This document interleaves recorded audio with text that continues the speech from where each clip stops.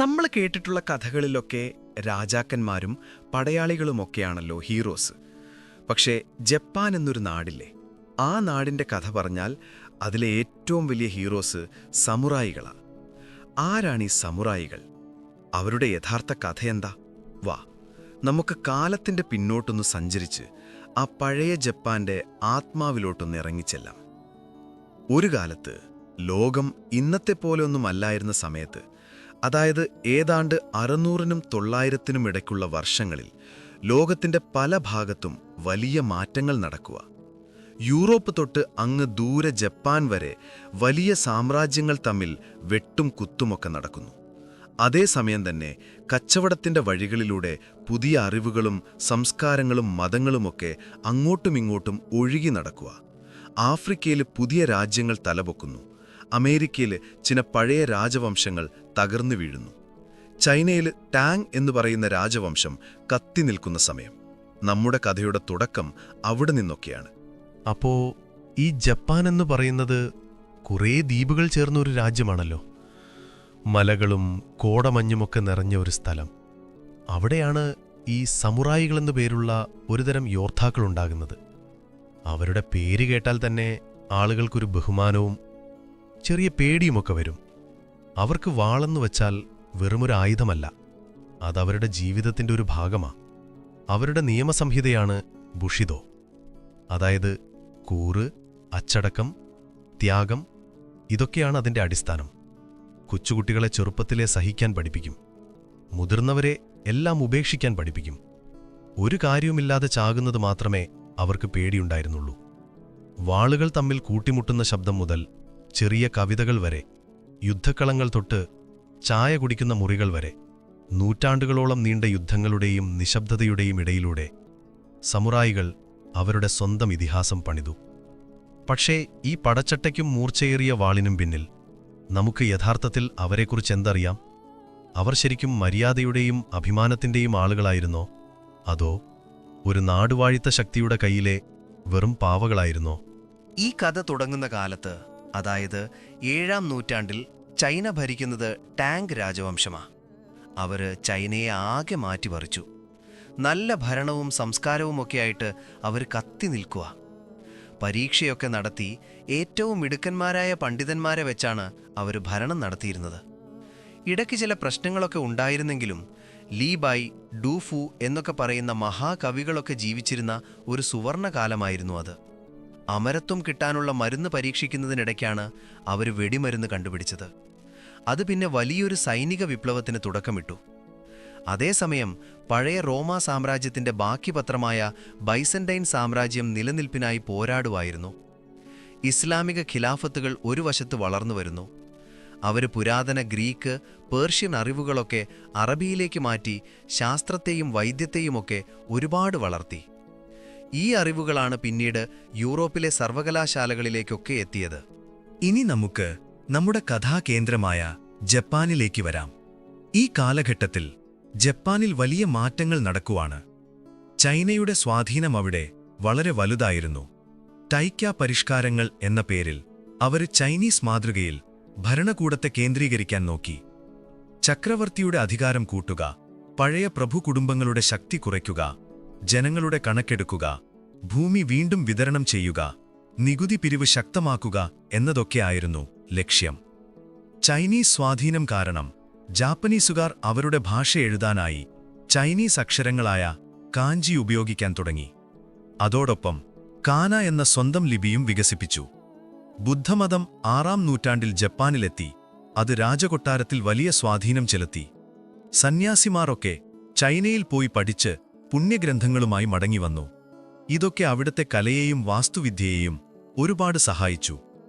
7-ാം നൂറ്റാണ്ടിലെ ഹോറിയോജി പോലുള്ള അമ്പലങ്ങൾ ചൈനീസ് വാസ്തുവിദ്യയും ജാപ്പനീസ് പാരമ്പര്യവും ചേർന്ന ഒരു പ്രത്യേക ശൈലി കാണിച്ചു തരും. അതോടൊപ്പം തന്നെ ചൈനീസ് നിയമങ്ങളെ അടിസ്ഥാനമാക്കി റിറ്റ്സുല്യോ എന്നൊരു നിയമസംഹിത ജപ്പാനിൽ നടപ്പിലാക്കി. ഇത് നികുതി, സൈനിക സേവനം, സാമൂഹിക പദവികൾ എന്നിവയൊക്കെ കൃത്യമായി നിർവചിച്ചു. ചക്രവർത്തി അധികാരത്തിന്റെ കേന്ദ്രമായി. അദ്ദേഹത്തെ സഹായിക്കാൻ വലിയ മന്ത്രാലയങ്ങളും വന്നു. പക്ഷെ ഇതൊക്കെ നടപ്പിലാക്കിയിട്ടും ജപ്പാൻ പൂർണ്ണമായി ഒന്നായില്ല. പഴയ പ്രഭുകുടുംബങ്ങൾ അവരുടെ അധികാരങ്ങളൊക്കെ നിലനിർത്തി. ഈ കാലഘട്ടത്തിന്റെ അവസാനത്തോടെയാണ് തലസ്ഥാനം നാറ എന്ന സ്ഥലത്തേക്ക് മാറ്റുന്നത്. അതോടെ ജപ്പാന്റെ ചരിത്രത്തിൽ പുതിയൊരധ്യായം തുടങ്ങി. ഈ സമയത്താണ് ഏഷ്യൻ രാജ്യങ്ങൾ തമ്മിലുള്ള കടൽ വഴിയുള്ള കച്ചവടം ശക്തിപ്പെടുന്നത്. ചൈനീസ് പട്ടും ഏഷ്യൻ സുഗന്ധവ്യഞ്ജനങ്ങളും കുരുമുളകും കറുവാപ്പട്ടയും ഗ്രാമ്പുവും വിലപിടിപ്പുള്ള കല്ലുകളുമൊക്കെ പേർഷ്യൻ ഉൾക്കടൽ വരെ എത്തി.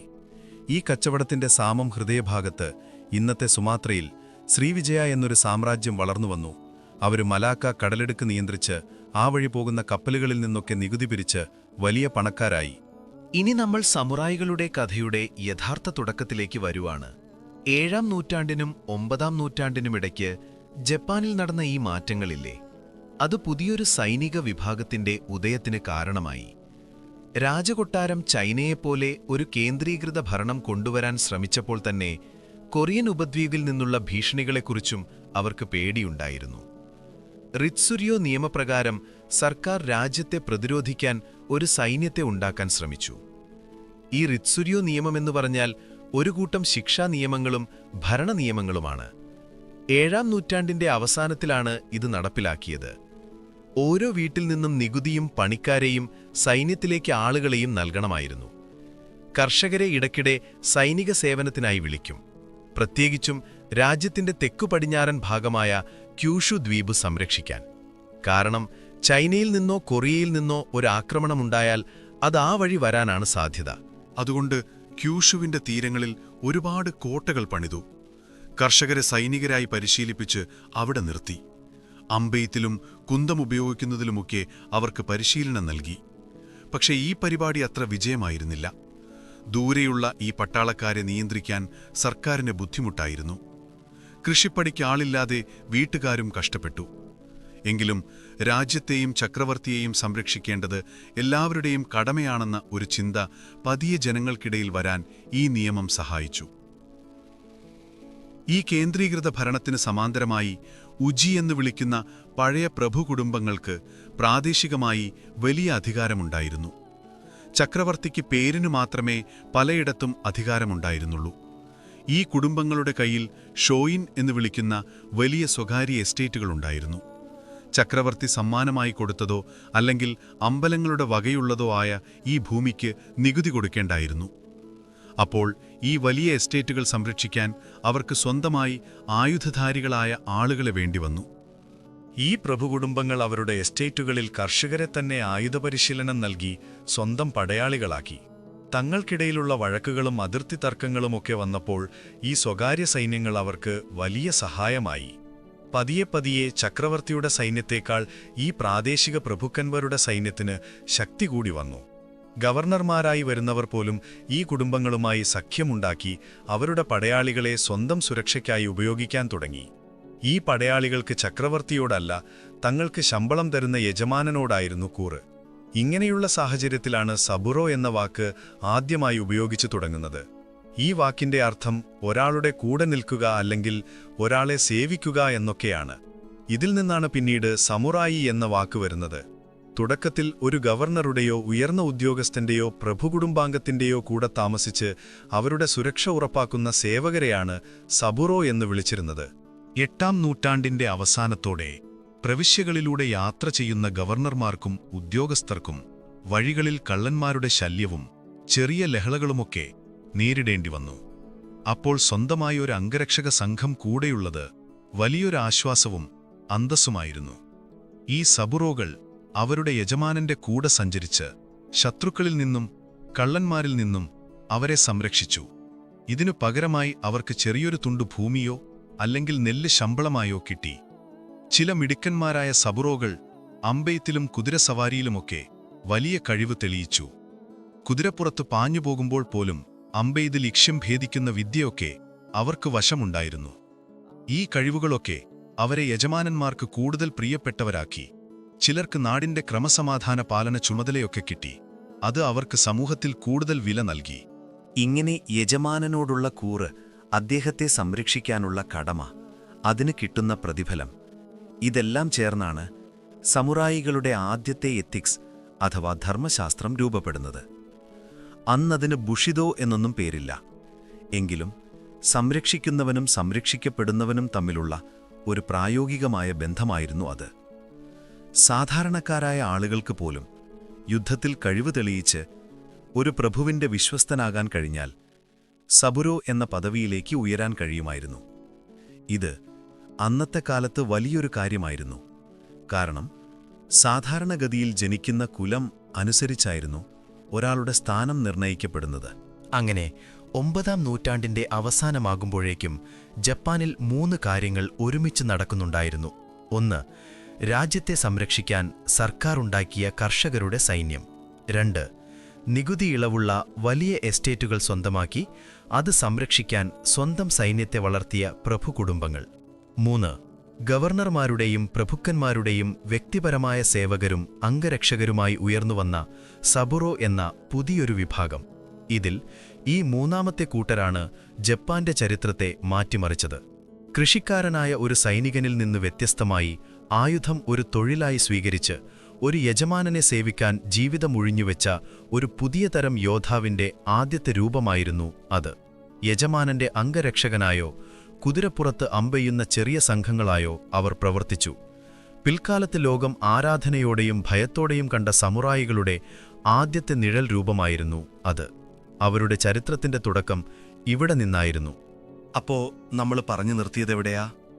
സബുറോ എന്ന പേരിൽ തുടങ്ങിയ ആ സേവകരായ പടയാളികൾ പതിയെ പതിയെ ജപ്പാന്റെ തലവിധി തന്നെ മാറ്റാൻ പോകുന്ന ഒരു ശക്തിയാകാൻ തുടങ്ങുന്നിടത്ത. യജമാനനോടുള്ള കൂറും കയ്യിലെ ആയുധത്തിന്റെ മിടുക്കും അവർക്കൊരു പുതിയ സ്ഥാനം കൊടുത്തു.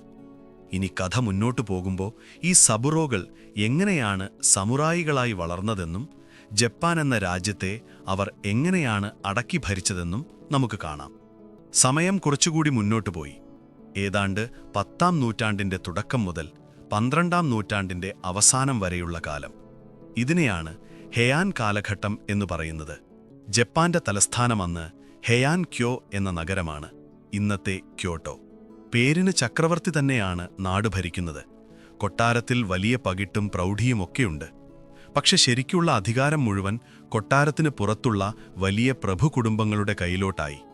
ഈ കുടുംബങ്ങൾക്ക് സ്വന്തമായി വലിയ എസ്റ്റേറ്റുകളും അത് നോക്കി നടത്താൻ സ്വന്തം പടയാളികളുമുണ്ട്. നാടിന്റെ പല ഭാഗത്തും ചക്രവർത്തിയുടെ വാക്ക് ആരും കേൾക്കാത്ത അവസ്ഥയായി.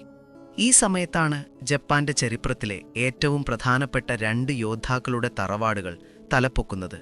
മിനാമോട്ടോ കുടുംബവും, ഇവരെ ഗെഞ്ചി എന്നും വിളിക്കും. ടായിറ കുടുംബവും, ഇവരെ ഹെയ്ഷി എന്നും വിളിക്കും. ഈ 2 കൂട്ടരും ചക്രവർത്തിയുടെ കുടുംബത്തിൽ നിന്ന് തന്നെ പിരിഞ്ഞുപോയവരാ.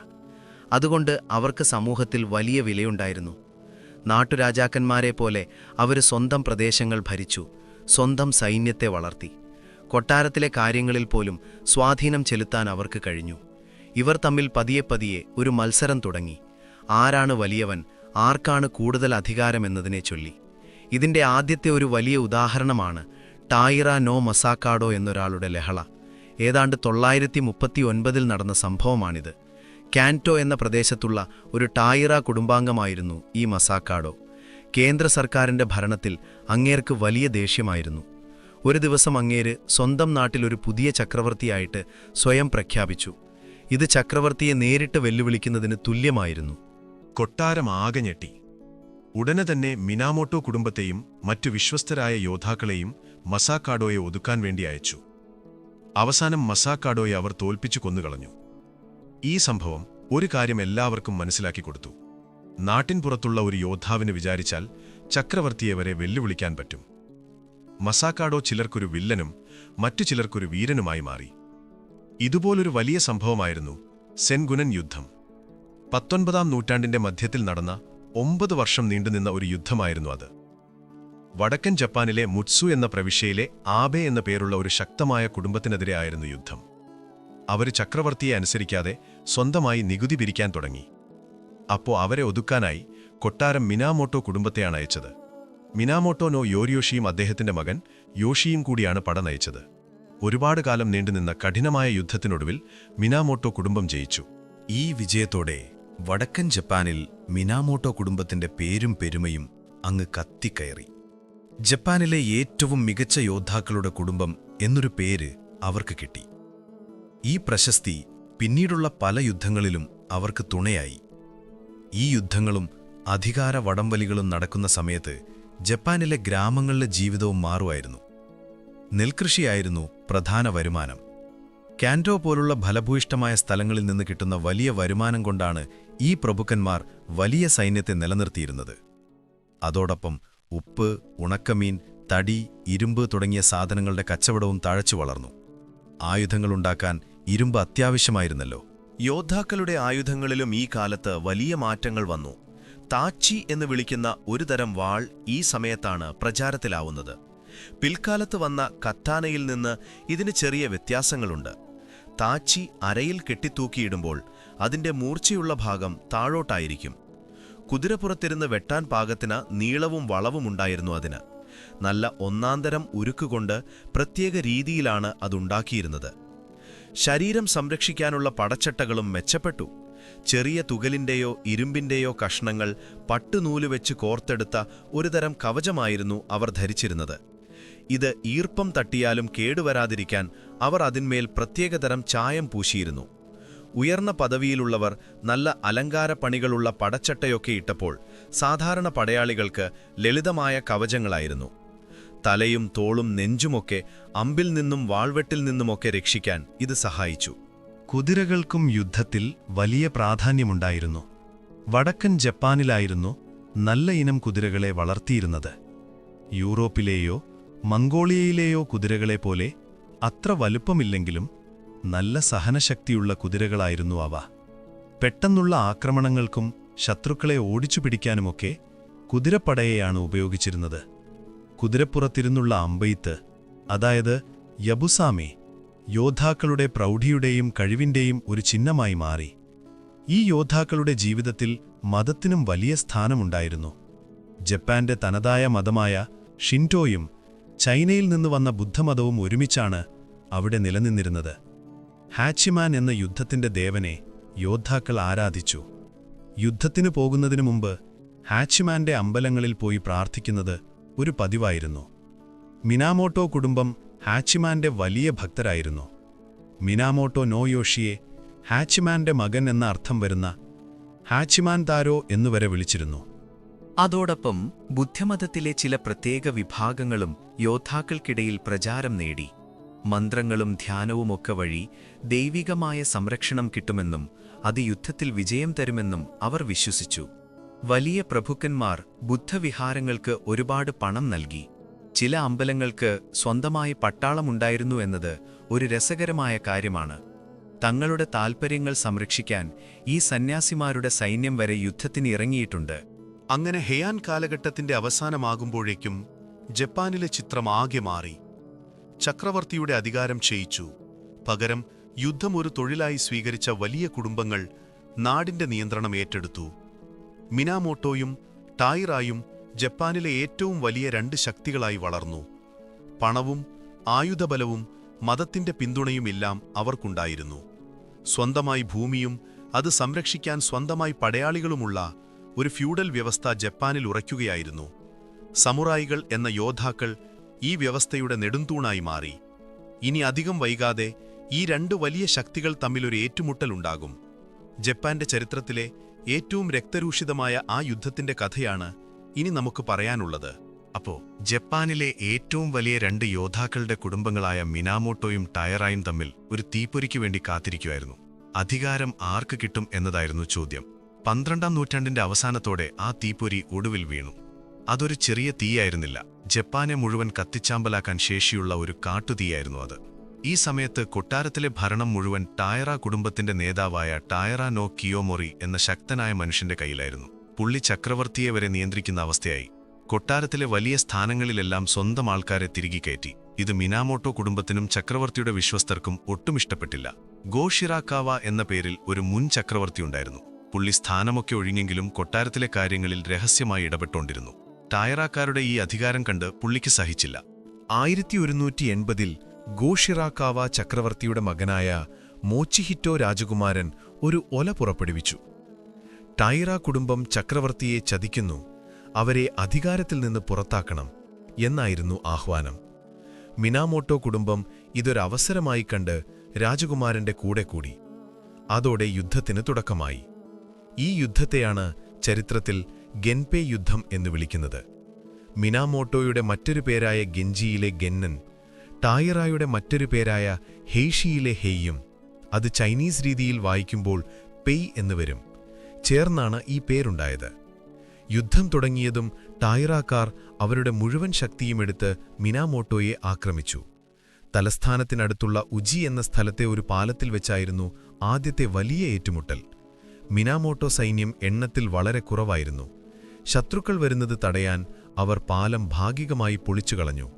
പുഴ കടന്നുവരുന്ന ടായിറ പടയാളികൾക്ക് നേരെ അവർ തുരുതുര അമ്പെയ്തു. പക്ഷേ അവസാനം ടായിറ സൈന്യം അവരെ തോൽപ്പിച്ചു.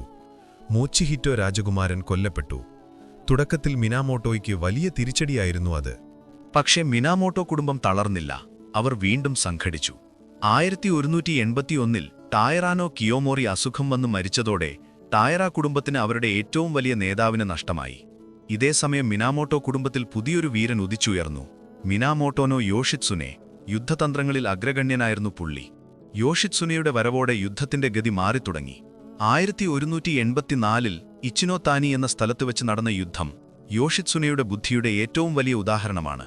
ടായറ സൈന്യം ഒരു വശത്ത് കടലും മറുവശത്ത് കുത്തനെയുള്ള ഒരു മലഞ്ചെരുവുമുള്ള സുരക്ഷിതമായ ഒരു സ്ഥലത്തായിരുന്നു തമ്പടിച്ചിരുന്നത്.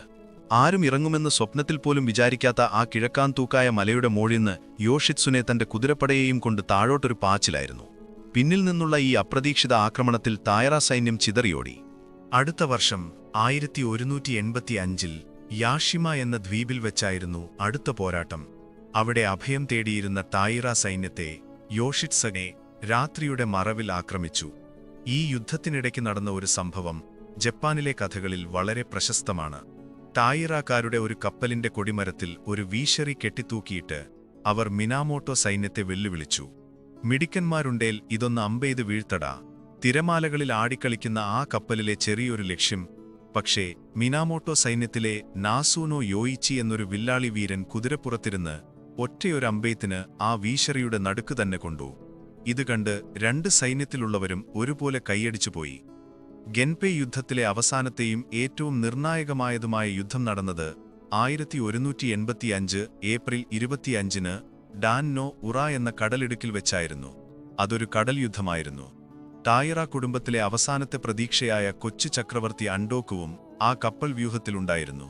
രണ്ടു കൂട്ടരും സർവശക്തിയുമെടുത്തു പോരാടി. യുദ്ധം ടായിറാക്കാർ ജയിക്കുമെന്ന് തോന്നിയ നിമിഷം അവരുടെ പക്ഷത്തുണ്ടായിരുന്ന ചില സേനാധിപന്മാർ കൂറുമാറി മിനാമോട്ടോയുടെ കൂടെ കൂടി. അതോടെ ടായിറ സൈന്യത്തിന്റെ നിയന്ത്രണം നഷ്ടപ്പെട്ടു. പിടിക്കപ്പെടുമെന്ന് ഉറപ്പായപ്പോൾ കിയോമോറിയുടെ ഭാര്യ തന്റെ പേരക്കുട്ടിയായ കൊച്ചു ചക്രവർത്തി അൻടോക്കുവിനെയും കൊണ്ട് കടലിലേക്ക് ചാടി. അതോടെ ടായിറ കുടുംബത്തിലെ പ്രമുഖരെല്ലാം ആ കൊച്ചു ചക്രവർത്തിയുടെ പിന്നാലെ കടലിൽ ചാടി ജീവിതം അവസാനിപ്പിച്ചു. അതൊരു വലിയ ദുരന്തമായിരുന്നു. ആ യുദ്ധത്തോടെ ടായിറ കുടുംബം ജപ്പാന്റെ ചരിത്രത്തിൽ നിന്ന് തന്നെ തുടച്ചു നീക്കപ്പെട്ടു. മിനാമോട്ടോ കുടുംബം ജപ്പാനിലെ ഏറ്റവും വലിയ ശക്തിയായി മാറി.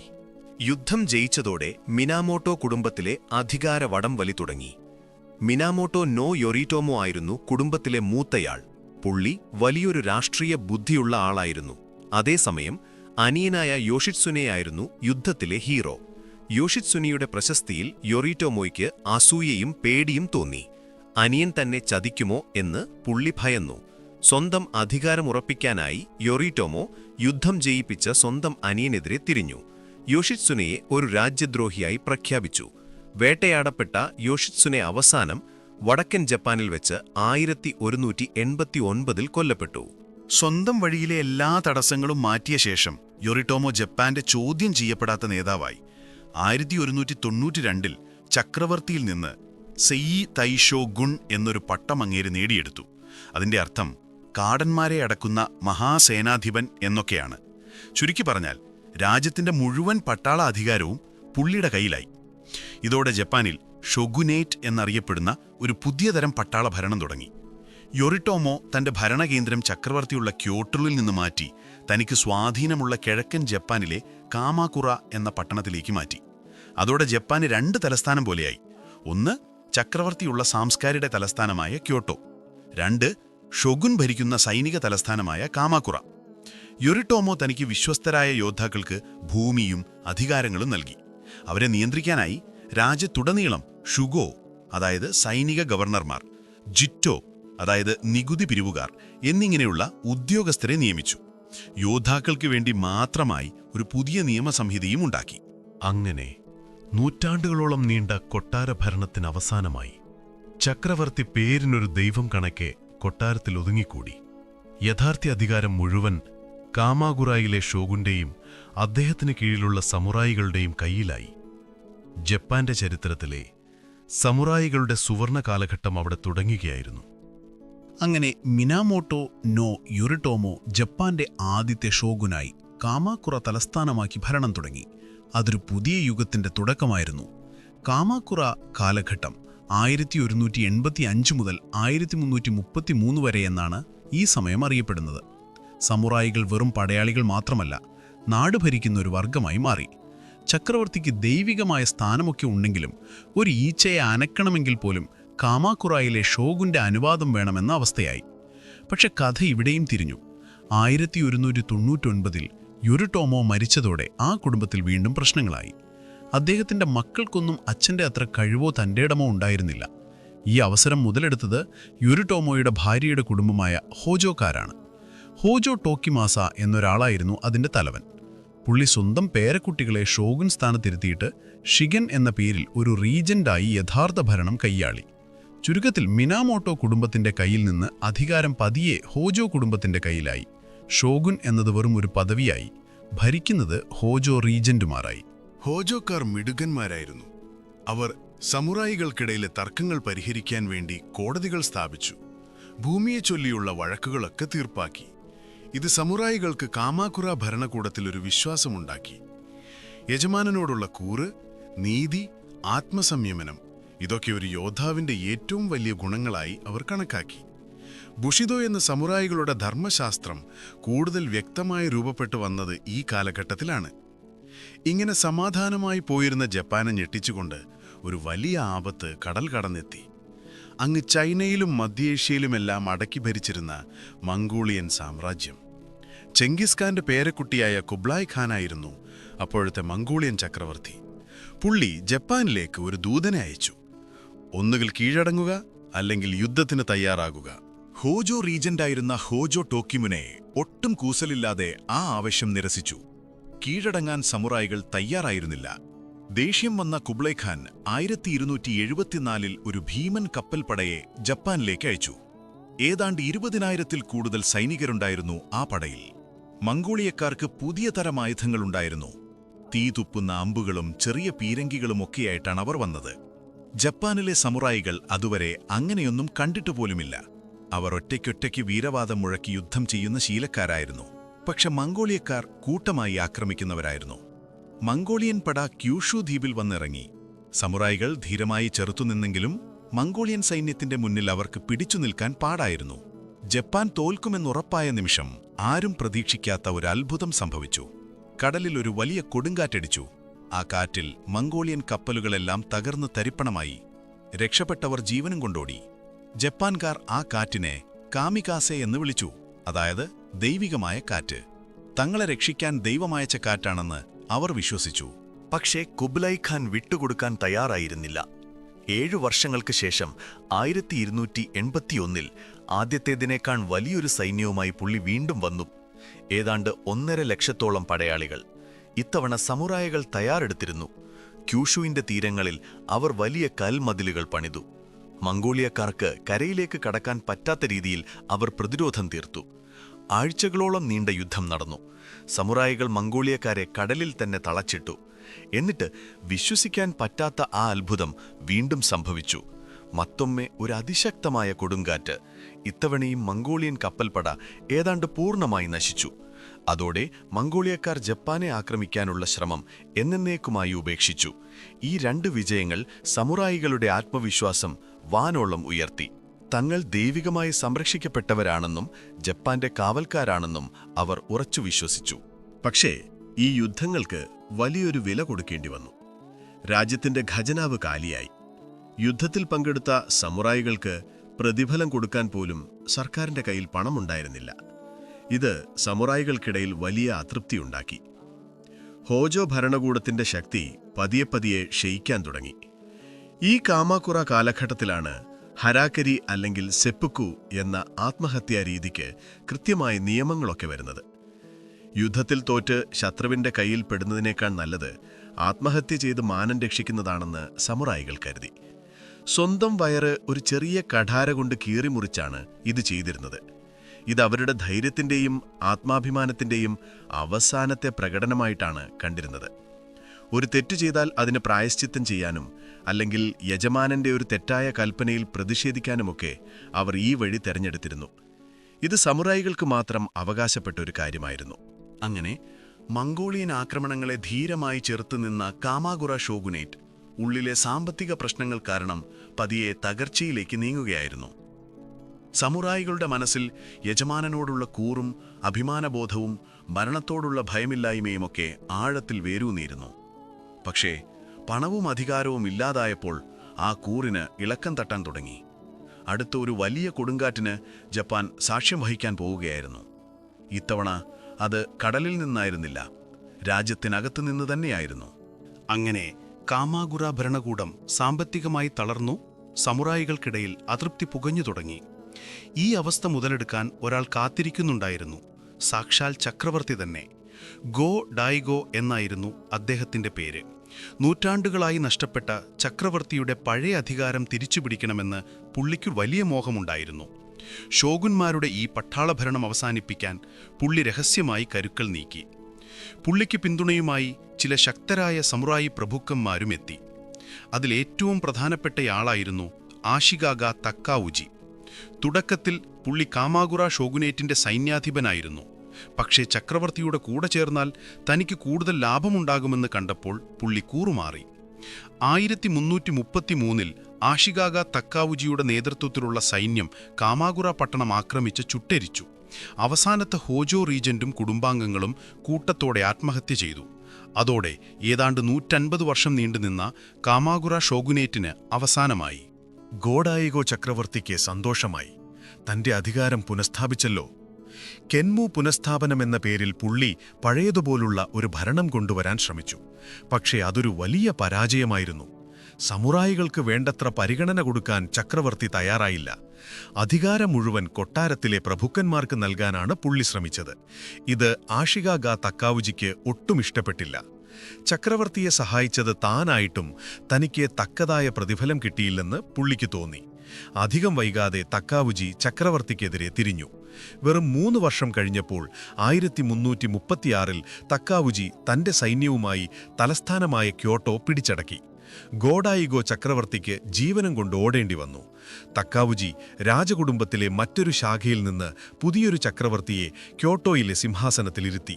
എന്നിട്ട് സ്വയം ഷോഗുനായി പ്രഖ്യാപിച്ചു.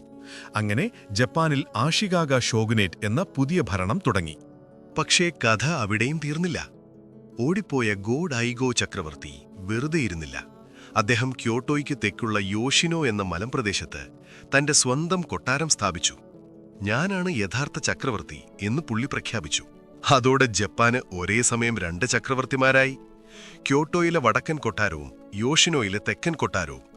ഏതാണ്ട് 60 വർഷത്തോളം ജപ്പാൻ ഈ 2 കൊട്ടാരങ്ങളെയും പിന്തുണയ്ക്കുന്ന സമുറായികൾ തമ്മിലുള്ള യുദ്ധക്കളമായി മാറി. ഈ കാലഘട്ടത്തെയാണ് നാൻബോക്കുച്ചോ അഥവാ തെക്കും വടക്കും കൊട്ടാരങ്ങളുടെ കാലം എന്ന് വിളിക്കുന്നത്. ഈ യുദ്ധങ്ങളുടെ കാലത്ത് നാട്ടിലെ ചെറിയ പ്രഭുക്കന്മാരും യോദ്ധാക്കളുമൊക്കെ വലിയ ശക്തികളായി മാറി. ആര് ജയിക്കുമെന്ന് ഉറപ്പില്ലാത്തതുകൊണ്ട് അവർ തങ്ങൾക്ക് ലാഭമുള്ളവരുടെ കൂടെ കൂടി. കൂറുമാറ്റം ഒരു സാധാരണ സംഭവമായി. അവസാനം 1392 മൂന്നാമത്തെ ആഷിഗാഗ ഷോഗുനായ ആഷിഗാഗ യോഷിമിത്സു എന്ന മിടുക്കനായ ഭരണാധികാരി തെക്കൻ കൊട്ടാരവുമായി ഒരു സന്ധി സംഭാഷണം നടത്തി ഈ പിളർപ്പിന് അന്ത്യം കുറിച്ചു. അതോടെ ജപ്പാനിൽ വീണ്ടും ഒരു ചക്രവർത്തി മാത്രമായി. ആഷിഗാഗ ഷോഗുന്മാരുടെ കാലം ഒരു പ്രത്യേകതരം കാലമായിരുന്നു. ഒരു വശത്ത് കലയും സംസ്കാരവും വളരെയധികം പുരോഗമിച്ചു. സെൻ ബുദ്ധിസം എന്ന ബുദ്ധമത ശാഖയ്ക്ക് വലിയ പ്രചാരം കിട്ടി. സമുറായികൾക്കിടയിൽ സെൻ ധ്യാനരീതികൾക്ക് വലിയ സ്വാധീനമുണ്ടായിരുന്നു. മനസ്സിനെ ശാന്തമാക്കാനും യുദ്ധക്കളത്തിൽ ശ്രദ്ധ കേന്ദ്രീകരിക്കാനും ഇതവരെ സഹായിച്ചു. ചായ കുടിക്കുന്നത് പോലും ഒരു കലയായി മാറി. ചായ സൽക്കാരം എന്നതിനെ പറയും. കവിത, ചിത്രരചന, പൂന്തോട്ട നിർമ്മാണം എന്നിവയിലൊക്കെ സമുറായികൾ വലിയ താൽപ്പര്യം കാണിച്ചു. ക്യോട്ടോയിലെ സ്വർണ്ണ പവിലിയൻ അഥവാ കിങ്കാകുജി പണികഴിപ്പിച്ചത് ഈ യോഷി മിറ്റ്സു ഷോഗുനാണ്. വാളെടുക്കാൻ മാത്രമല്ല, ബ്രഷ് എടുത്ത് ചിത്രം വരയ്ക്കാനും തങ്ങൾക്ക് കഴിയുമെന്ന് അവർ തെളിയിച്ചു. പക്ഷേ മറുവശത്ത് ആഷികാഗ ഷോഗുന്മാർക്ക് കാമാകുറ ഷോഗുന്മാരുടെ അത്രയും അധികാരമോ നിയന്ത്രണമോ രാജ്യത്ത് സ്ഥാപിക്കാൻ കഴിഞ്ഞില്ല. ഡൈമിയോ എന്ന് വിളിക്കുന്ന പ്രാദേശിക സമുറായ് പ്രഭുക്കന്മാർ അവരുടെ സ്വന്തം നാട്ടുരാജ്യങ്ങൾ പോലെയാണ് ഭരിച്ചിരുന്നത്. അവർക്ക് സ്വന്തമായി സൈന്യവും നിയമങ്ങളുമുണ്ടായിരുന്നു. ഷോഗുന് അവരെ നിയന്ത്രിക്കാൻ വലിയ പാടായിരുന്നു. 15-ാം നൂറ്റാണ്ടിന്റെ പകുതിയോടെ ഈ ഡൈമിയോമാർ തമ്മിൽ അധികാരത്തിനു വേണ്ടിയുള്ള മത്സരം മൂർച്ഛിച്ചു. ഇതിനിടയിലാണ് ജപ്പാന്റെ ചരിത്രത്തെ മാറ്റിമറിച്ച് മറ്റൊരു സംഭവം നടക്കുന്നത്. 1543-ൽ ഒരു പോർച്ചുഗീസ് കപ്പൽ വഴിതെറ്റി ജപ്പാനിലെ താനെഗാഷിമ എന്ന ദ്വീപിൽ വന്നടിഞ്ഞു. അവരുടെ കയ്യിൽ ഒരു പുതിയതരം ആയുധമുണ്ടായിരുന്നു, തോക്ക്. അതുവരെ അമ്പും വില്ലും വാളുമൊക്കെയായി യുദ്ധം ചെയ്തിരുന്ന സമുറായികൾക്ക് അതൊരു പുതിയ അറിവായിരുന്നു. തോക്കിന്റെ ശക്തി മനസ്സിലാക്കിയ ഒരു ഡൈമിയോ ഉടൻ തന്നെ പോർച്ചുഗീസുകാരിൽ നിന്ന് തോക്കുകൾ വാങ്ങി അതിന്റെ കോപ്പിയുണ്ടാക്കാൻ സ്വന്തം കൊല്ലന്മാരോട് ആവശ്യപ്പെട്ടു. അധികം വൈകാതെ ജപ്പാനിൽ തോക്കുകൾ വ്യാപകമായി നിർമ്മിക്കാൻ തുടങ്ങി. ഇത് യുദ്ധത്തിന്റെ രീതിയെ തന്നെ മാറ്റിമറിച്ചു. വർഷങ്ങളോളം പരിശീലനം വേണ്ട അമ്പെയ്ത്തിനേക്കാൾ എളുപ്പത്തിൽ ആർക്കും തോക്കുപയോഗിക്കാൻ പഠിക്കാമായിരുന്നു. പരമ്പരാഗത യുദ്ധരീതികളിൽ വിശ്വസിച്ചിരുന്ന ചില സമുറായികൾ തോക്കിനെ ഒരു ഭീരുവിന്റെ ആയുധമായി കണ്ടു. പക്ഷേ പ്രായോഗികമായി ചിന്തിച്ച ഡൈമിയോമാർ തങ്ങളുടെ സൈന്യത്തെ തോക്കുകൾ നൽകി ശക്തരാക്കി. തോക്കിന്റെ വരവ് ആഷിഗാഗ ഷോഗുനേറ്റിന്റെ തകർച്ചയ്ക്ക് വേഗത കൂട്ടി. ഓരോ ഡൈമിയോയും തന്റെ അധികാരം വർദ്ധിപ്പിക്കാൻ ശ്രമിച്ചു. ഷോഗുൻ എന്നത് ക്യോട്ടോയുടെ വെറുമൊരു പാവയായി മാറി. രാജ്യം മുഴുവൻ ചെറിയ ചെറിയ നാട്ടുരാജ്യങ്ങളായി വിഘടിച്ചു.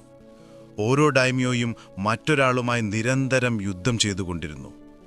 ജപ്പാന്റെ ചരിത്രത്തിലെ ഏറ്റവും രക്തരൂഷിതമായ കാലഘട്ടത്തിലേക്കായിരുന്നു ആ രാജ്യം നീങ്ങിക്കൊണ്ടിരുന്നത്. സെൻഗോക്കു ജിഥായ്, യുദ്ധം ചെയ്യുന്ന നാടുകളുടെ കാലം. ആ ഇരുണ്ട കാലഘട്ടത്തിൽ നിന്ന് ജപ്പാന് ആര് രക്ഷിക്കും എന്നതായിരുന്നു അടുത്ത ചോദ്യം. അങ്ങനെ ജപ്പാൻ ആകെ കഷ്ണങ്ങളായി ചിതറിത്തെറിച്ചു.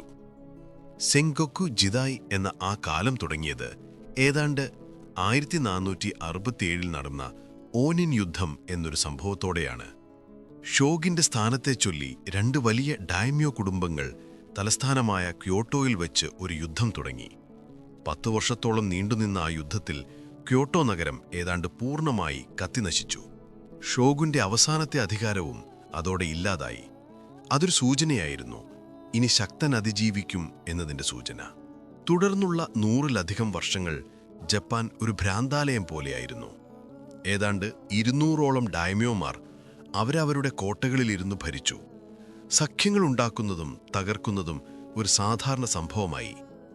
ഇന്നു മിത്രമായവൻ നാളെ ശത്രുവാകും. അച്ഛനെ മകൻ കൊല്ലും, സഹോദരൻ സഹോദരനെ ചതിക്കും.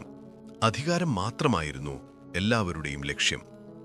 ഗെക്കുഗുജോ എന്നൊരു വാക്ക് ഈ കാലഘട്ടത്തെ വിശേഷിപ്പിക്കാൻ ഉപയോഗിക്കാറുണ്ട്. അതിൻ്റെ അർത്ഥം താഴെയുള്ളവൻ മുകളിലുള്ളവനെ മറിച്ചിടുന്നത് എന്നാണ്. ഒരു സാധാരണ സമുറായിക്ക് പോലും കഴിവുണ്ടെങ്കിൽ ഒരു ഡൈമ്യോ ആകാൻ കഴിയുമായിരുന്നൊരു കാലം. ഈ കാലഘട്ടത്തിലാണ് കോട്ട നിർമ്മാണത്തിൽ വലിയ മാറ്റങ്ങൾ വന്നത്. സമതലങ്ങളിൽ കെട്ടിയിരുന്ന പഴയ കോട്ടകൾക്ക് പകരം യാമാഷിറോ അഥവാ മലങ്കോട്ടകൾ വ്യാപകമായി. കുത്തനെയുള്ള മലകളുടെ മുകളിൽ പ്രകൃതിദത്തമായ പ്രതിരോധം മുതലെടുത്താണ് ഇവ നിർമ്മിച്ചിരുന്നത്. ഇടുങ്ങിയ വഴികളും ശത്രുക്കളെ കുടുക്കാനുള്ള കെണികളുമൊക്കെയായി ഈ കോട്ടകൾ പിടിച്ചടക്കാൻ വളരെ പ്രയാസമായിരുന്നു. സമുറായികളുടെ ജീവിതം തന്നെ മാറി. നിരന്തരമായ യുദ്ധങ്ങൾ കാരണം അവരുടെ കഴിവുകൾക്ക് വലിയ വിലയുണ്ടായി. പക്ഷേ കൂറ് എന്ന സങ്കല്പത്തിന് വലിയ ഇടിവ് തട്ടി. യജമാനൻ ദുർബലനാണെന്ന് കണ്ടാൽ കൂടുതൽ ശക്തനായ മറ്റൊരാളുടെ കൂടെ ചേരാൻ അവർ മടിച്ചില്ല. യജമാനനെ നഷ്ടപ്പെട്ട സമുറായികളെ റോനിൻ എന്ന് വിളിച്ചു. അവർ നാട് മുഴുവൻ അലഞ്ഞുതിരിഞ്ഞ് പണത്തിനു വേണ്ടി ആർക്കുവേണ്ടിയും വാളെടുക്കുന്ന വാടക പോരാളികളായി മാറി. ഈ ചോരപ്പുഴയിൽ നിന്ന് ജപ്പാനെ കരകയറ്റാൻ 3 മഹാന്മാർ അവതരിച്ചു.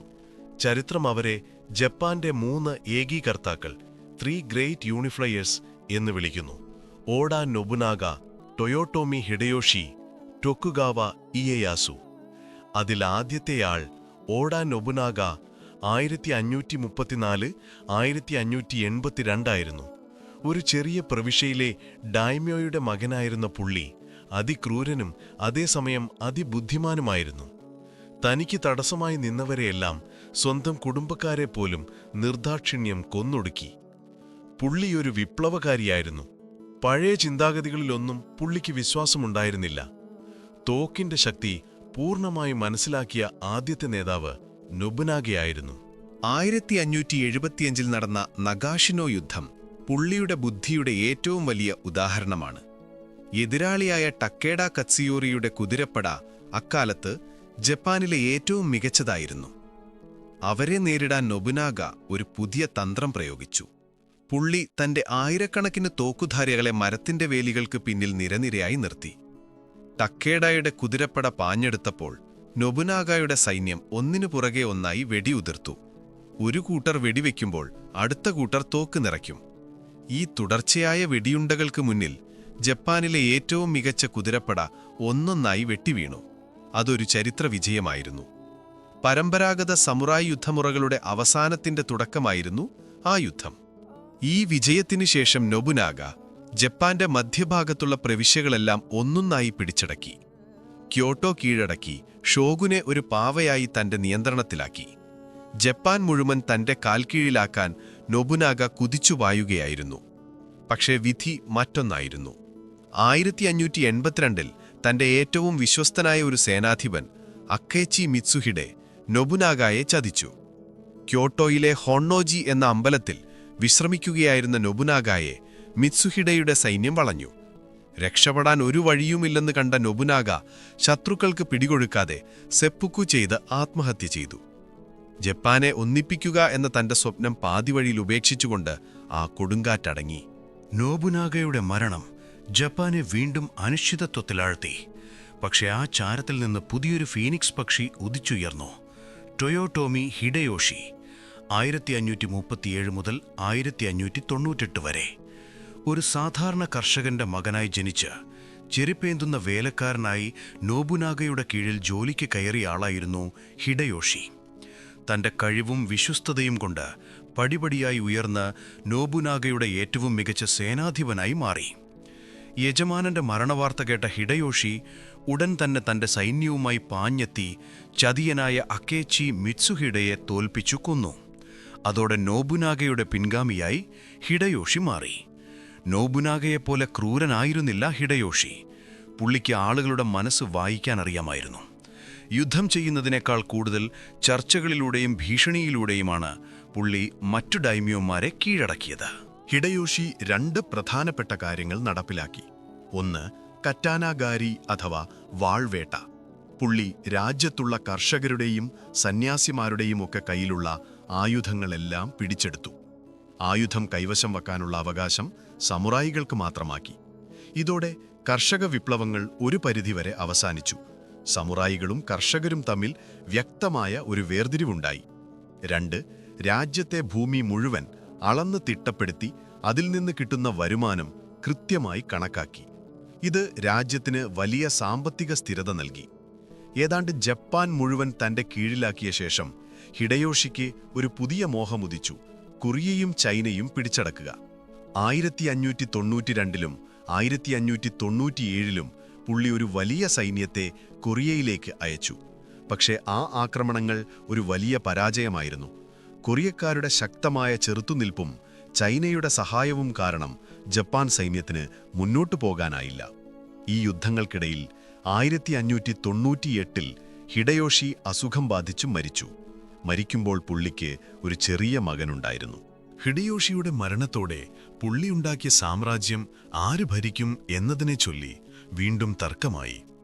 ഈ അവസരത്തിനായി ക്ഷമയോടെ കാത്തിരിക്കുകയായിരുന്നു മൂന്നാമത്തെ ആൾ, ടോക്കുഗാവ ഇയെയാസു. 1543 മുതൽ 1616 വരെ നോബുനാഗയുടെ സഖ്യകക്ഷിയായും പിന്നീട് ഹിഡയോഷിയുടെ കീഴിലെ ഏറ്റവും ശക്തനായ ഡൈമ്യോ ആയും പ്രവർത്തിച്ച ആളായിരുന്നു ഇയെയാസു. അതിബുദ്ധിമാനും തന്ത്രശാലിയുമായിരുന്നു പുള്ളി. ഹിഡയോഷിയുടെ മകനെ പിന്തുണയ്ക്കുന്നവരും ഇയെയാസുവിനെ പിന്തുണയ്ക്കുന്നവരും തമ്മിൽ ജപ്പാൻ രണ്ടായി പിളർന്നു. ആ തർക്കം ഒരു യുദ്ധത്തിലേക്ക് നയിച്ചു. 1600 നടന്ന സെക്കിഗഹാറ യുദ്ധം. ജപ്പാന്റെ ചരിത്രത്തിലെ ഏറ്റവും നിർണായകമായ യുദ്ധമായിരുന്നു അത്. ലക്ഷക്കണക്കിന് സമുറായികളാണ് ആ യുദ്ധക്കളത്തിൽ ഏറ്റുമുട്ടിയത്. യുദ്ധം തുടങ്ങിക്കഴിഞ്ഞപ്പോൾ എതിർപക്ഷത്തുണ്ടായിരുന്ന ചില പ്രധാന ഡൈമ്യോമാർ കൂറുമാറി ഇയെയാസുവിന്റെ കൂടെ ചേർന്നു. അതോടെ ഒറ്റ ദിവസം കൊണ്ട് യുദ്ധത്തിന്റെ വിധി മാറി. ഇയെയാസു നിർണായകമായ വിജയം നേടി. സിക്കിഗഹാര യുദ്ധത്തോടെ സെൻഗോക്കു കാലഘട്ടത്തിന് അവസാനമായി. ടോക്കുഗാവ ഇയെയാസു ജപ്പാന്റെ ചോദ്യം ചെയ്യപ്പെടാത്ത അധിപനായി മാറി. 3 വർഷങ്ങൾക്ക് ശേഷം 1603 പുള്ളി ചക്രവർത്തിയിൽ നിന്ന് ഷോഗുൻ പട്ടം ഏറ്റെടുത്തു. ഇത്തവണ തലസ്ഥാനം കാമാകുറയോ ക്യോട്ടോയോ ആയിരുന്നില്ല. ഇയെയാസു തന്റെ ഭരണകേന്ദ്രം കിഴക്കൻ ജപ്പാനിലെ ഒരു ചെറിയ മീൻപിടുത്ത ഗ്രാമത്തിലേക്ക് മാറ്റി. ആ ഗ്രാമത്തിന്റെ പേരായിരുന്നു എഡോ. അത് പിന്നീട് വളർന്ന് ഇന്നത്തെ ടോക്കിയോ ആയി മാറി. അങ്ങനെ നൂറ്റാണ്ടുകളോളം നീണ്ട രക്തച്ചുരിച്ചിലിനും അരാജകത്വത്തിനും ശേഷം ജപ്പാനിൽ സമാധാനം പുലർന്നു. ടോക്കുഗാവ ഷോഗുനേറ്റ് എന്ന പുതിയ ഭരണം തുടങ്ങി. അത് അടുത്ത 250 വർഷത്തോളം ജപ്പബരെ അടക്കി ഭരിക്കും. സമുറായികളുടെ കഥ ഒരു പുതിയ ഘട്ടത്തിലേക്ക് കടക്കുകയായിരുന്നു. യുദ്ധമില്ലാത്തൊരു ലോകത്ത് ഒരു യോദ്ധാവിന് എന്തു പ്രസക്തി? അങ്ങനെ 1603 ടോക്കുഗാവ ഇയെയാസു ഷോഗുനായി അധികാരമേറ്റു. ജപ്പാനിൽ പുതിയൊരു കാലം പിറന്നു. എഡോ കാലഘട്ടം അല്ലെങ്കിൽ ടോക്കുഗാവ സമാധാനം എന്ന് ഇതിനെ വിളിക്കാം. ഏതാണ്ട് 260 വർഷത്തോളം നീണ്ടുനിന്ന സമാധാനത്തിന്റെ ഒരു കാലഘട്ടമായിരുന്നു അത്. സെൻഗോക്കു കാലഘട്ടത്തിലെ ആ രക്തച്ചുരിച്ചിലിനും തമ്മിൽ തല്ലിനും ഇത് ഒരു അന്ത്യം കുറിച്ചു. പക്ഷേ സമുറായികൾക്ക് അത് പുതിയ വെല്ലുവിളികൾ ഉയർത്തി. യുദ്ധമില്ലാത്തൊരു ലോകത്ത് ഒരു യോദ്ധാവിനെന്തു ചെയ്യാനാണ്? ടോക്കുഗാവ ഷോഗുനേറ്റ് ജപ്പാനെ ഒരു ശക്തമായ ഭരണകൂടത്തിന്റെ കീഴിൽ കൊണ്ടുവന്നു. ഇയെയാസു ഒരു പുതിയ സാമൂഹിക ക്രമമുണ്ടാക്കി. കൺഫ്യൂഷ്യസ് ചിന്തകളെ അടിസ്ഥാനമാക്കി ജപ്പാനിലെ ജനങ്ങളെ 4 വിഭാഗങ്ങളായി തിരിച്ചു. സമുറായികൾ, യോദ്ധാക്കൾ, നോഗ കർഷകർ, കൊഷോ കച്ചവടക്കാർ, ഷോക്കിൻ കരകൗശലക്കാർ. ഇതിൽ സമുറായികൾക്കായിരുന്നു ഏറ്റവും ഉയർന്ന സ്ഥാനം. അവർക്ക് മാത്രം വാൾ ധരിക്കാൻ അനുവാദമുണ്ടായിരുന്നു. ഭൂമിയില്ലാത്തവരായിരുന്നെങ്കിലും അവർക്ക് ഷോഗുണ്ടയോ ഡാമ്യോയുടെയോ കീഴിൽ ശമ്പളമായി നെല്ല് കിട്ടി. കർഷകരായിരുന്നു ജനങ്ങളിൽ ഭൂരിഭാഗവും. അവരായിരുന്നു നാടിന്റെ സമ്പത്ത്. കാരണം നെല്ലായിരുന്നു പ്രധാന വരുമാനം. കരകൗശലക്കാർ ആയുധങ്ങളും വസ്ത്രങ്ങളും മറ്റു സാധനങ്ങളുമൊക്കെ ഉണ്ടാക്കി. കച്ചവടക്കാർക്ക് സാമൂഹിക പദവി കുറവായിരുന്നെങ്കിലും പുതിയ നഗരങ്ങളായ എഡോയിലും ഒസാക്കയിലുമൊക്കെ അവർ പണമുണ്ടാക്കി ശക്തിയാർജിച്ചു. യുദ്ധമില്ലാത്ത ഈ കാലത്ത് സമുറായികളുടെ ധർമ്മം തന്നെ മാറി. അവർ വാളെടുത്ത് യുദ്ധം ചെയ്യുന്നതിൽ നിന്ന് മാറി ഭരണം നോക്കി നടത്തുന്ന ഉദ്യോഗസ്ഥന്മാരായി. ഡൈമ്യോമാരുടെ കോട്ടകളിലും ഷോഗുണിന്റെ എഡോയിലെ കൊട്ടാരത്തിലുമൊക്കെ അവർ കാര്യസ്ഥന്മാരായും നിയമപാലകരായും ഉദ്യോഗസ്ഥരായും ജോലി ചെയ്തു. നിയമങ്ങൾ എഴുതുക, കണക്കുകൾ നോക്കുക, രേഖകൾ സൂക്ഷിക്കുക, ആശയവിനിമയം നടത്തുക, ഇതൊക്കെ അവരുടെ ജോലിയായി. വാൾ ഉപയോഗിക്കാനുള്ള കഴിവ് ഇപ്പോഴും പ്രധാനമായിരുന്നെങ്കിലും വായിക്കാനും എഴുതാനുമുള്ള കഴിവ് വളരെ പ്രധാനമായി. അവർ തത്വചിന്തയും കവിതയും ചരിത്രവുമൊക്കെ പഠിക്കാൻ തുടങ്ങി. ബുഷിദു അഥവാ യോദ്ധാവിന്റെ പാത എന്ന ആശയം ഈ കാലത്താണ് ഒരു കൃത്യമായ ധർമ്മസംഹിതയായി വികസിച്ചത്. 2 പ്രധാനപ്പെട്ട പുസ്തകങ്ങൾ ഈ ബുഷിദോയെ രൂപപ്പെടുത്തുന്നതിൽ വലിയ പങ്കുവഹിച്ചു.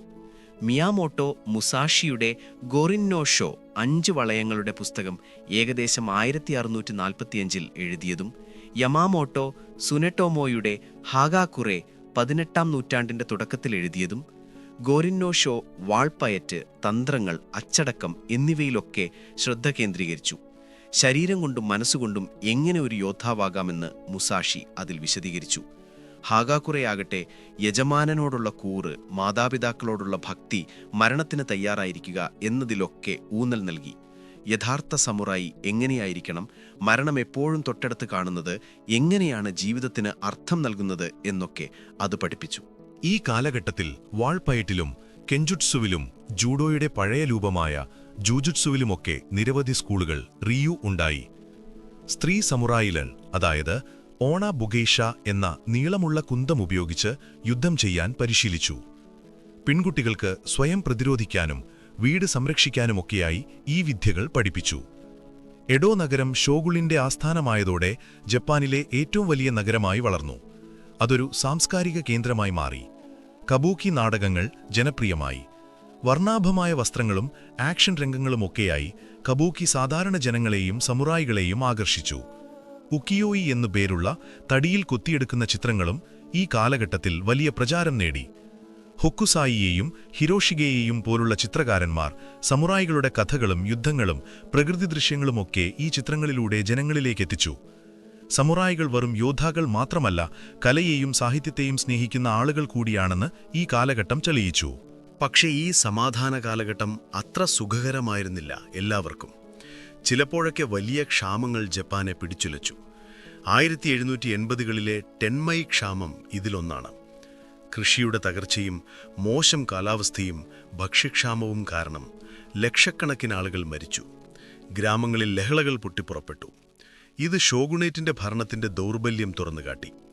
ഈ സമയത്താണ് ജപ്പാൻ സാക്കോക്കു എന്ന പേരിൽ ഒരു കടുത്ത ഒറ്റപ്പെടൽ നയം സ്വീകരിച്ചത്. വിദേശികളുമായി യാതൊരു ബന്ധവും പാടില്ല, പുറത്തുനിന്ന് ആരും ജപ്പാനിലേക്ക് വരരുത്, ജപ്പാൻകാർ പുറത്തുപോകരുത്. ഒരേ ഒരു അപവാദം, നാഗസാക്കിയിലെ ഡെജിമ എന്ന കൃത്രിമ ദ്വീപിൽ വച്ച് ഡച്ച് കച്ചവടക്കാർക്ക് മാത്രം കച്ചവടം ചെയ്യാമായിരുന്നു.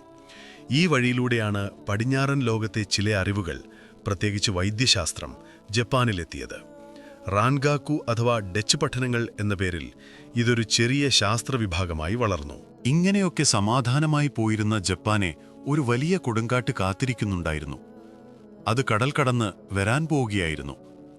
അമേരിക്കൻ നാവികസേനയുടെ കമഡോർ മാത്യു പെറി എന്നൊരാളായിരുന്നു ആ കൊടുങ്കാറ്റ്. 1853 പെറിയുടെ കറുത്ത കപ്പലുകൾ ജപ്പാന്റെ തീരത്ത് പ്രത്യക്ഷപ്പെട്ടു. ആധുനിക പീരങ്കികളോടുകൂടിയ ആ കപ്പലുകൾ ജപ്പാൻകാർക്ക് ഒരു പുതിയ ലോകം തുറന്നു കാണിച്ചു. കച്ചവടത്തിനായി തുറമുഖങ്ങൾ തുറക്കുക, അല്ലെങ്കിൽ യുദ്ധം, ഇതായിരുന്നു പെറിയുടെ ആവശ്യം. നൂറ്റാണ്ടുകളോളം ലോകത്തുനിന്ന് ഒറ്റപ്പെട്ട് ജീവിച്ച ജപ്പാനാകെ ഞെട്ടിപ്പോയി. ആയുധമില്ലാതെയും സാങ്കേതിക വിദ്യയില്ലാതെയും നിൽക്കുന്ന ജപ്പാന് അമേരിക്കയെപ്പോലുള്ള ശക്തികളെ നേരിടാൻ കഴിയില്ലെന്ന് ഷോഗുനേറ്റിന് മനസ്സിലായി. നിവൃത്തിയില്ലാതെ ഷോഗുനേറ്റ് അമേരിക്കക്കാരുമായി അസമത്വ ഉടമ്പടികൾ ഒപ്പുവച്ചു. ചില തുറമുഖങ്ങൾ കച്ചവടത്തിനായി തുറക്കുകയും വിദേശികൾക്ക് ചില പ്രത്യേക അവകാശങ്ങൾ നൽകുകയും ചെയ്തു. ഇത് ജപ്പാൻകാർക്കിടയിൽ വലിയ അപമാനമുണ്ടാക്കി.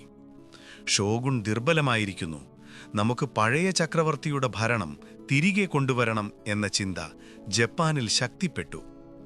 ദക്ഷിണ ജപ്പാനിലെ സത്സുമ, ചോഷു തുടങ്ങിയ ശക്തരായ ഡൈമ്യോമാർ ഈ ചിന്തയ്ക്ക് പിന്തുണ നൽകി. അവർക്ക് ചക്രവർത്തിയെ സിംഹാസനത്തിൽ തിരികെ കൊണ്ടുവരണമെന്നും ജപ്പാനെ ശക്തമാക്കണമെന്നും ആഗ്രഹമുണ്ടായിരുന്നു. 1867 15ാമത്തെ ടൊക്കുഗാവ ഷോഗുനായ ടൊക്കുഗാവ യോഷിനോബു അധികാരമൊഴിഞ്ഞു. അടുത്ത വർഷം 1868 ചെറുപ്പക്കാരനായ മെയ്ജി ചക്രവർത്തിക്ക് മുഴുവൻ അധികാരവും കിട്ടി. അതോടെ മെയ്ജി പുനഃസ്ഥാപനം എന്നൊരു പുതിയ കാലം പിറന്നു. പക്ഷേ ഈ പുതിയ കാലം സമുറായികൾക്ക് ഒരു ചോദ്യചിഹ്നമായിരുന്നു. രാജ്യത്തിനു വേണ്ടി നൂറ്റാണ്ടുകളോളം യുദ്ധം ചെയ്യുകയും ഭരണം നോക്കി നടത്തുകയും ചെയ്ത അവർക്ക് ഈ പുതിയ ജപ്പാനിൽ എന്ത് സ്ഥാനമാണുണ്ടാകാൻ പോകുന്നത്? അതാണ് ജപ്പാന്റെ ചരിത്രത്തിലെ ഏറ്റവും സങ്കടകരമായ അധ്യായം. അങ്ങനെ 1868 മെയ്ജി ചക്രവർത്തി അധികാരമേറ്റതോടെ ജപ്പാൻ ഒരു പുതിയ യുഗത്തിലേക്ക് കുതിച്ചു. ഷോഗുന്റെ ഭരണം അവസാനിച്ചു. അധികാരം ചക്രവർത്തിയുടെയും അദ്ദേഹത്തിന്റെ കീഴിലുള്ള പുതിയ സർക്കാരിന്റെയും കയ്യിലായി. രാജ്യത്തെ സമ്പന്നമാക്കുക, സൈന്യത്തെ ശക്തമാക്കുക, ഫുക്കോക്കു ക്യോഹെയ് എന്നതായിരുന്നു പുതിയ മുദ്രാവാക്യം. പടിഞ്ഞാറൻ രാജ്യങ്ങളെപ്പോലെ ഒരാധുനിക ശക്തിയായി മാറാൻ ജപ്പാൻ തീരുമാനിച്ചു. പക്ഷേ ഈ മാറ്റം ഏറ്റവും കൂടുതൽ ബാധിച്ചത് സമുറായികളെയായിരുന്നു. പുതിയ മേജി സർക്കാർ ആദ്യം ചെയ്ത കാര്യങ്ങളിലൊന്ന് ഫ്യൂഡൽ സമ്പ്രദായം അവസാനിപ്പിക്കുക എന്നതായിരുന്നു. ഡായ്മ്യോമാർ ഭരിച്ചിരുന്ന ഹാൻ അഥവാ പ്രവിശ്യകൾ നിർത്തലാക്കി. പകരം പ്രിഫെക്ചറുകൾ സ്ഥാപിച്ചു. ഡായ്മ്യോമാർക്ക് അവരുടെ ഭൂമിയും അധികാരവും നഷ്ടപ്പെട്ടു. അവർക്ക് പകരം ടോക്കിയോയിൽ നിന്ന് നിയമിക്കുന്ന ഗവർണർമാർ ഭരണം തുടങ്ങി. ഇതോടെ സമുറായികളുടെ നട്ടെല്ലൊടിഞ്ഞു. ഡൈമ്യോമാരിൽ നിന്ന് ശമ്പളമായി നെല്ല് കിട്ടിയിരുന്ന അവരുടെ വരുമാനം നിലച്ചു. സർക്കാർ അവർക്കു പകരം ചില ബോണ്ടുകൾ നൽകിയെങ്കിലും സാമ്പത്തിക കാര്യങ്ങളിൽ അറിവില്ലാതിരുന്ന പല സമുറായികളും അതുകൊണ്ട് എന്തു ചെയ്യണമെന്നറിയാതെ ദാരിദ്ര്യത്തിലായി. ചിലർ കച്ചവടം തുടങ്ങാൻ നോക്കി പരാജയപ്പെട്ടു. മറ്റു ചിലർക്ക് സർക്കാർ ഉദ്യോഗങ്ങൾ കിട്ടി. അടുത്ത വലിയ അടി വന്നത് 1873-ലാണ്. സർക്കാർ രാജ്യത്ത് നിർബന്ധിത സൈനിക സേവനം ഏർപ്പെടുത്തി. അതായത് സാമൂഹിക പദവി നോക്കാതെ എല്ലാ ചെറുപ്പക്കാരും സൈന്യത്തിൽ ചേരണം. അതുവരെ യുദ്ധം ചെയ്യാനുള്ള അവകാശം സമുറായികർക്ക് മാത്രമായിരുന്നു. പക്ഷേ പുതിയ സാമ്രാജ്യത്വ സൈന്യം ഫ്രഞ്ച് ജർമ്മൻ മാതൃകയിലാണ് ഉണ്ടാക്കിയത്. അതിൽ കർഷകന്റെ മകനും സമുറായിയുടെ മകനും ഒരേ യൂണിഫോം ഇട്ട് ഒരേപോലെ പരിശീലനം നേടി. ഇതോടെ ഒരു പ്രത്യേക യോദ്ധാക്കളുടെ വർഗം എന്ന നിലയിലുള്ള സമുറായികളുടെ പ്രസക്തി പൂർണ്ണമായും ഇല്ലാതായി. അവസാനത്തെ ആണിയടിച്ചത് 1876-ലാണ്. സർക്കാർ ഹെയ്റ്റോറി എന്നൊരു നിയമം കൊണ്ടുവന്നു. അതനുസരിച്ച് പൊതുസ്ഥലത്ത് സമുറായികൾ വാൾ ധരിക്കുന്നത് നിരോധിച്ചു.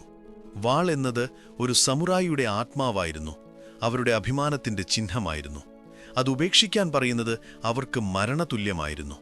നൂറ്റാണ്ടുകളായി തങ്ങൾ കാത്തുസൂക്ഷിച്ച പാരമ്പര്യം മുഴുവൻ പുതിയ സർക്കാർ ചവിട്ടിത്തേക്കുന്നു എന്നവർക്ക് തോന്നി. ഈ മാറ്റങ്ങളിൽ അസംതൃപ്തരായ സമുറായികൾ രാജ്യത്തിന്റെ പല ഭാഗത്തും ചെറിയ ലഹളകൾ നടത്തി. പക്ഷേ ഏറ്റവും വലിയ പ്രതിഷേധം വന്നത് ദക്ഷിണ ജപ്പാനിലെ സത്സുമ എന്ന പ്രവിശ്യയിൽ നിന്നായിരുന്നു. ഷോഗുനെ താഴെ ഇറക്കുന്നതിൽ പ്രധാന പങ്കുവഹിച്ച പ്രവിശ്യയായിരുന്നു അത്. അവിടുത്തെ സമുറായികൾക്ക് പുതിയ സർക്കാരിൽ വലിയ സ്വാധീനമുണ്ടായിരുന്നു. അവരുടെ നേതാവായിരുന്നു സായിഗോ ടക്കാമോറി. 1828-1877 മെയ്ജി പുനഃസ്ഥാപനത്തിലെ ഒരു പ്രധാനിയായിരുന്നു പുള്ളി. പക്ഷേ ജപ്പാൻ അതിന്റെ പാരമ്പര്യം മറന്ന് വളരെ വേഗത്തിൽ പാശ്ചാത്യവൽക്കരിക്കപ്പെടുന്നതിൽ പുള്ളിക്ക് വലിയ എതിർപ്പുണ്ടായിരുന്നു. സമുറായികളുടെ അഭിമാനം സംരക്ഷിക്കണമെന്ന് അദ്ദേഹം വാദിച്ചു. സർക്കാരുമായുള്ള അഭിപ്രായ വ്യത്യാസങ്ങളെ തുടർന്ന് പുള്ളി തന്റെ സ്ഥാനങ്ങൾ രാജിവെച്ച് സത്സുമയിലേക്ക് മടങ്ങി. അവിടെ അദ്ദേഹം യുവ സമുറായികൾക്ക് പരമ്പരാഗതമായ പരിശീലനം നൽകാനായി ഒരു സ്കൂൾ സ്ഥാപിച്ചു. സർക്കാരിന്റെ നയങ്ങളിൽ രോഷാകുലരായ ആയിരക്കണക്കിന് സമുറായികൾ സായിഗോയുടെ ചുറ്റും കൂടി. സായിഗോ അവരുടെ അവസാനത്തെ പ്രതീക്ഷയായി മാറി. 1877 സായിഗോ ടക്കാമോറിയുടെ നേതൃത്വത്തിൽ സത്സുമയിലെ സമുറായികൾ പുതിയ സർക്കാരിനെതിരെ ഒരു യുദ്ധം പ്രഖ്യാപിച്ചു. സത്സുമ ലഹള എന്ന പേരിൽ ഇതറിയപ്പെടുന്നു. അതായിരുന്നു സമുറായികളുടെ അവസാനത്തെ പോരാട്ടം. ഒരു വശത്ത് വാളും പഴയ തോക്കുകളുമായി പാരമ്പര്യത്തിൽ വിശ്വസിക്കുന്ന സമുറായികൾ, മറുവശത്ത് ആധുനിക പീരങ്കികളും മെഷീൻ ഗണ്ണുകളുമായി സർക്കാർ അയച്ച എല്ലാ വിഭാഗം ജനങ്ങളും ഉൾപ്പെട്ട സാമ്രാജ്യത്വ സൈന്യം. സായിഗോയുടെ സൈന്യം ധീരമായി പോരാടി. തുടക്കത്തിൽ ചില വിജയങ്ങൾ നേടിയെങ്കിലും ആധുനിക സൈന്യത്തിന്റെ മുന്നിൽ അവർക്ക് അധികനേരം പിടിച്ചു നിൽക്കാനായില്ല. മാസങ്ങൾ നീണ്ട യുദ്ധത്തിനൊടുവിൽ സായിഗോയും അവശേഷിച്ച ഏതാനും 100 സമുറായികളും ഷിറോയാമ എന്ന കുന്നിൽ വെച്ച് വളയപ്പെട്ടു. രക്ഷപ്പെടാൻ ഒരു വഴിയുമില്ലായിരുന്നു. ഭക്ഷണവും വെടിക്കോപ്പുകളും തീർന്നു. പക്ഷേ അവർ കീഴടങ്ങാൻ തയ്യാറായിരുന്നില്ല. 1877 സെപ്റ്റംബർ 24 രാവിലെ സാമ്രാജ്യത്വ സൈന്യം അവസാനത്തെ ആക്രമണം തുടങ്ങി. അവശേഷിച്ച സമുറായികൾ വാളൂരിയെടുത്ത് ആധുനിക സൈന്യത്തിനു നേരെ പാഞ്ഞെടുത്തു. അതൊരാത്മഹത്യാപരമായ ആക്രമണമായിരുന്നു. അവർ ഒന്നൊന്നായി വെടിയേറ്റ് വീണു.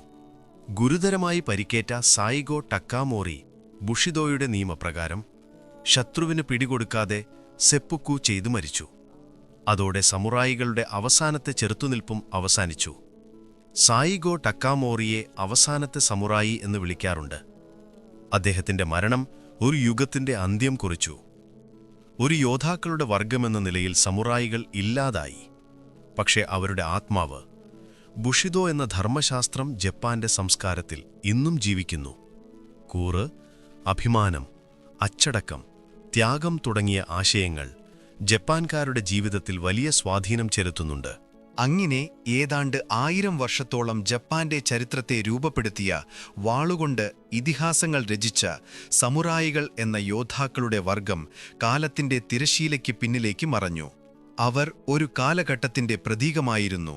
ബഹുമാനത്തിന്റെയും ഭയത്തിന്റെയും സൗന്ദര്യത്തിന്റെയും ക്രൂരതയുടെയും കൂരിന്റെയും ചതിയുടെയും എല്ലാറ്റിനുമുപരി മാറ്റത്തിനു മുന്നിൽ പിടിച്ചു നിൽക്കാൻ ശ്രമിച്ച ഒരു പാരമ്പര്യത്തിന്റെ പ്രതീകം. അവരുടെ കഥ ജപ്പാന്റെ മാത്രമല്ല, ലോകചരിത്രത്തിലെ തന്നെ ഏറ്റവും ശക്തമായ അധ്യായങ്ങളിൽ ഒന്നാണ്.